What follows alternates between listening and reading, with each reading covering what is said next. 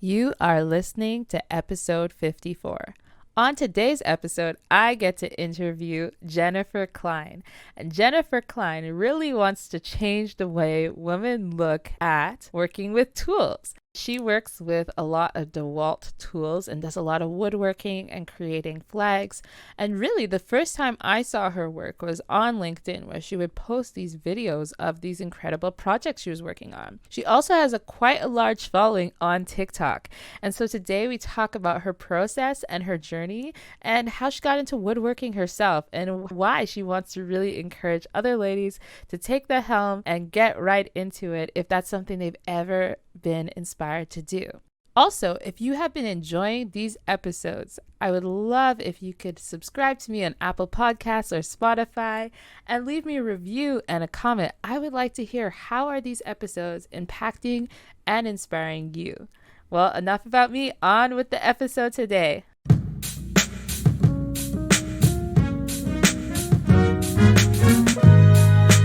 are listening to the sounds of inspiration.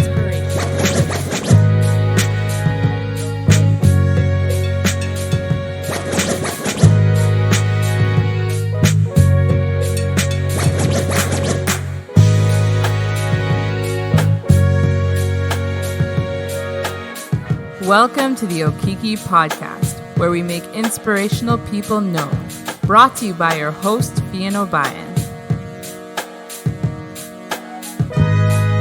You are listening to the sounds of inspiration.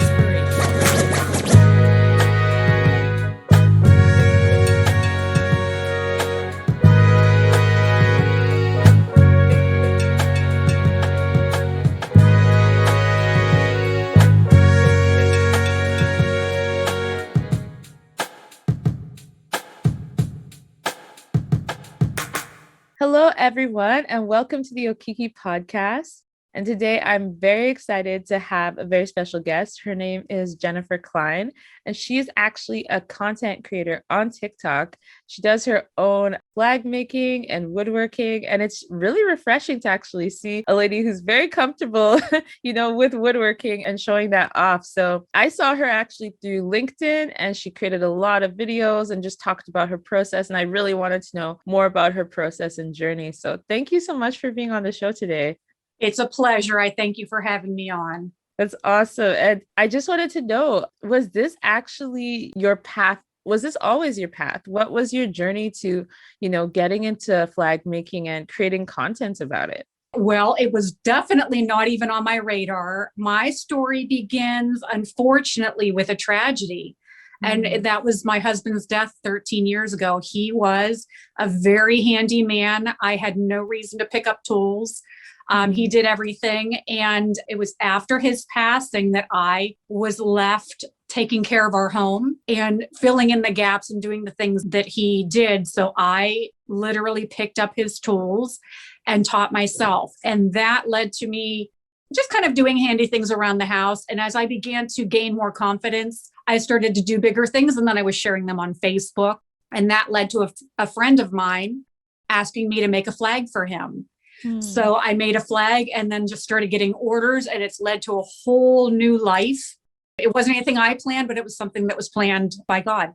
That's really interesting. And so you were thankfully able to find some sort of positive thing out of a very tough situation. Yes. And Yeah. I guess take what was left from it and it turned for good, which is really, really cool. And Yes. like you said, created a whole other business and a whole other opportunity. And so you said that you hadn't actually picked up tools before that. So what were you doing before all that? And then, what were some of the changes that happened after? Like you mentioned, it opened some of those doors. So Yes. So at the time when I started making flags, I'm a paralegal. I have a background in law. Absolutely had a job that I loved. I worked with our grand jury, and it was a very busy, I got dressed up every day. You see how this is what I wear to work now, but it was a great job. I loved it. I was around people all day long. The jurors were fantastic. I knew all of the police officers that came in to testify. It just was you could imagine like a bustling place that just was really exciting. And unfortunately, as things started, and this is kind of one of the life lessons, that when you start to reach your goals and good things are coming and you start to attract attention, that not everyone is comfortable with that.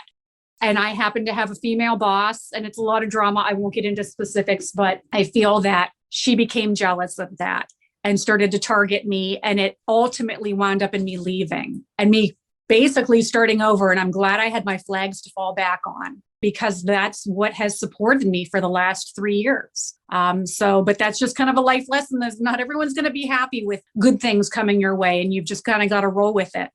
Yeah, very interesting. So you had the paralegal job, you also were doing the flags. And Yeah. was it the success of the flags then that kind of created that tension that ultimately?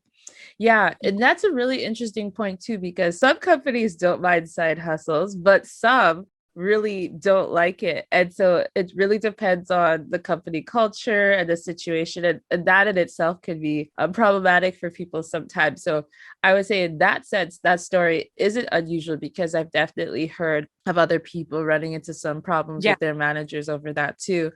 And I think there is a mindset, I think, around how people are like, yes, you have this one job, you have this one stream of income, just stick to it. And maybe it's a little bit of that. So, in you even talking about gaining success and it creating some of that, what were some of the doors that began to open for you with the flags? Because I know you mentioned it opened up clientele and you started on Facebook, but then what led you to showing that content on other platforms as well, like TikTok and LinkedIn? Sure. So I just want to touch on what you said. It wasn't so much they knew I had a side hustle. They didn't so much mind that I had permission and they thought it was good PR for them. It was more that with my flags, I won a contest through DeWalt. It was more a jealousy thing. It was a look, she's winning this contest. She's going to Vegas. It was just, I was in the paper. It was that type of thing that was the root of her harassment to me. But yes, so I won a contest. It was a Facebook contest, but at the same time, I also decided to take my work to Instagram. So that's where I got into Instagram, which led to TikTok, which led to all of those things. But it was like a snowball effect.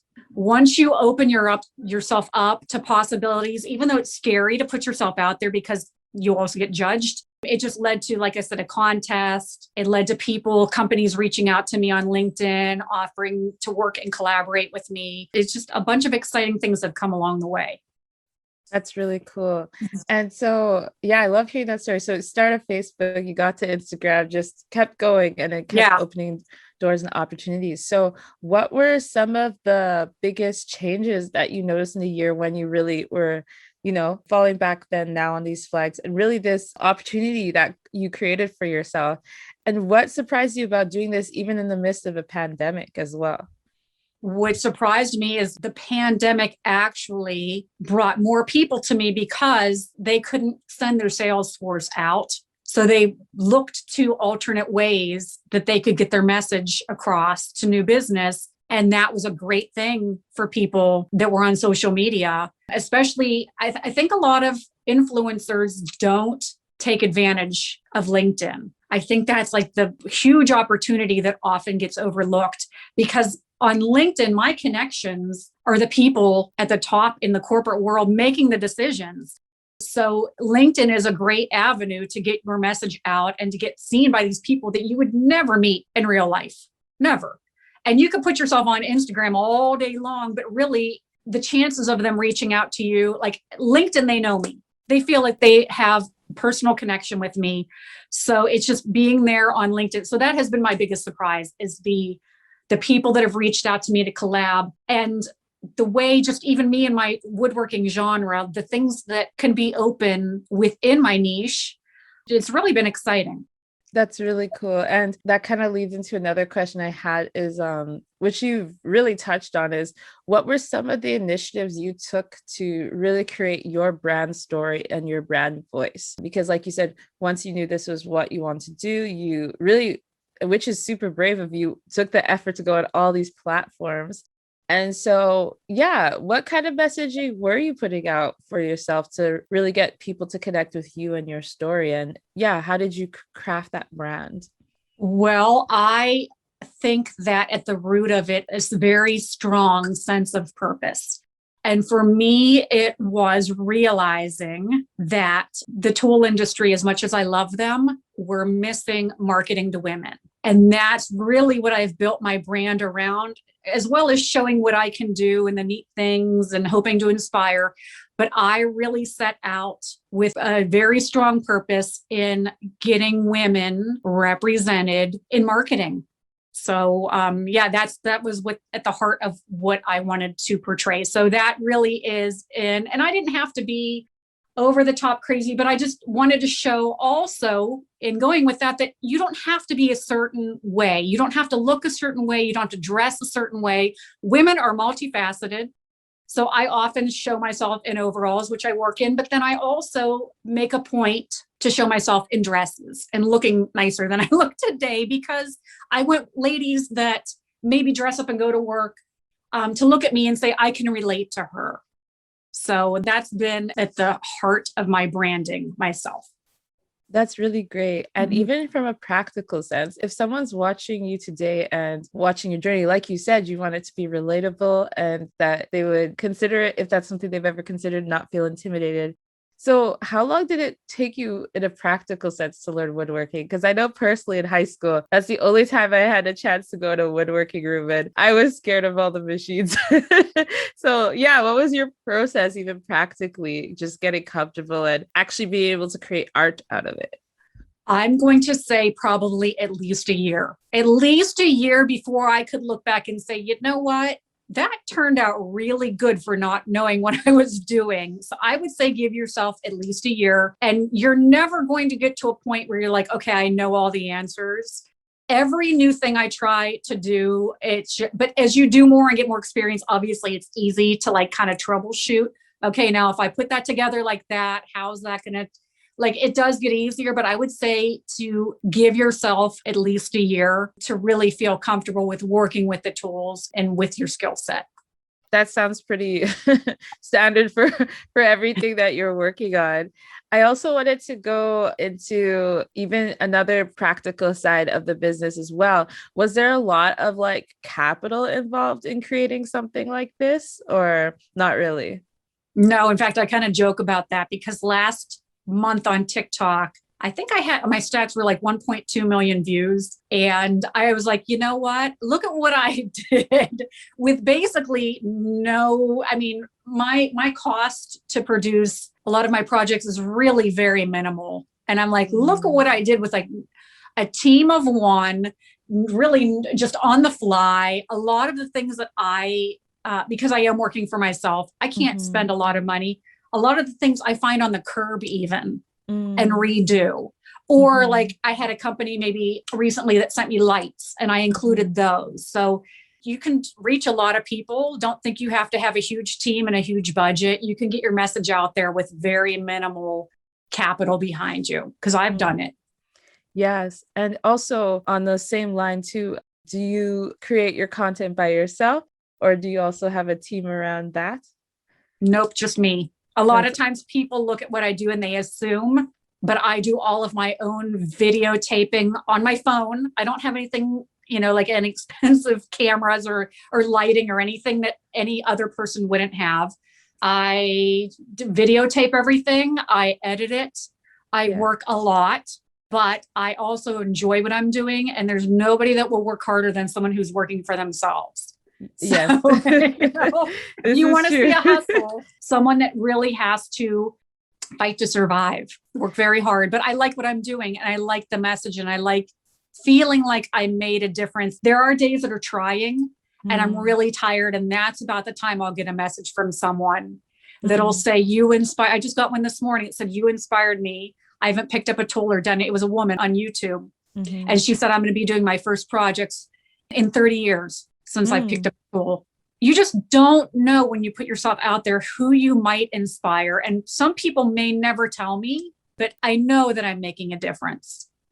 Now, I also wanted to ask you about even the audiences and the people you are influencing, kind of going back to the platforms, because I got to know about your work through LinkedIn, but on LinkedIn, you do post that you have a following on TikTok and of course, Instagram. So I just wanted to kind of gather from you, what has been some of the nuances you've noticed? Because obviously demographically, there's kind of different types of audiences on each platform.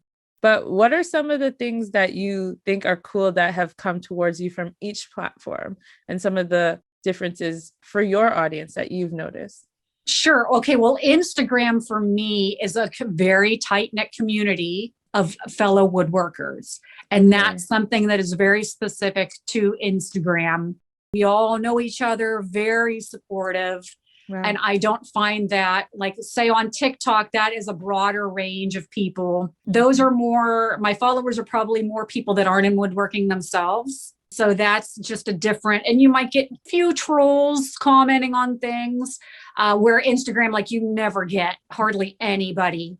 Like, the woodworkers are like this. Wow. So, but TikTok is fun. I know I have a lot of younger people that follow, which is kind of cool. And then LinkedIn is the more professional, like I said, the decision makers, corporate people. So I have to be very careful. I don't share everything from TikTok on LinkedIn because you have to know your audience. And I don't think that if most of my LinkedIn people will understand some of my TikToks. Yes. Because if you're not there, you're not going to understand that the audio that I'm using is a trending audio. Yes. Or you just might not get it. So I have to be careful because these are people I do want to work with, that I'm not too crazy. So, and my message somehow doesn't get lost. Right. Facebook, I do post a few of my things on there, but I don't accept everyone. Facebook is my one platform where I try to keep friends and family that I know in real life. That's the one place. I guess the reason why I'm asking is it seems like even out of this, you've created a couple streams for yourself. You have, those brand partnerships, but you also have the people buying the flags themselves. Yeah. So I was just curious with the different audiences, like where you kind of see that trend of one versus the other. And so that's really interesting to hear too, that on Instagram, there is that tight knit woodworking community, considering that wouldn't be something I would know of on Instagram. I think that's very cool for our audience, that you can kind of find a community around a niche if you're creating something. Yeah. And so I wanted to ask you, now that you are in the position you're in today, what do you value the most about getting to do woodworking and, like you said, having your self-run business in this space?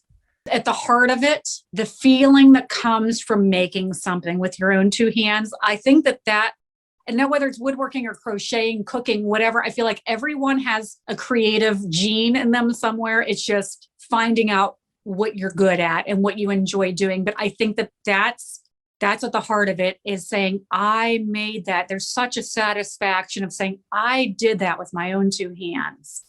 I did that. Look what I did. I can't even describe it only people that have done it too know what I'm talking about. It's just a very satisfying feeling that I've done this, and maybe what I'm putting out, someone else will want to do that too. Where do you see your brand going, like in the next 2 or 3 or 5 years? I know it's hard to plan nowadays with everything going on, but do you have kind of like a vision for where you see this going? I sure do. And actually I have a vision board over here.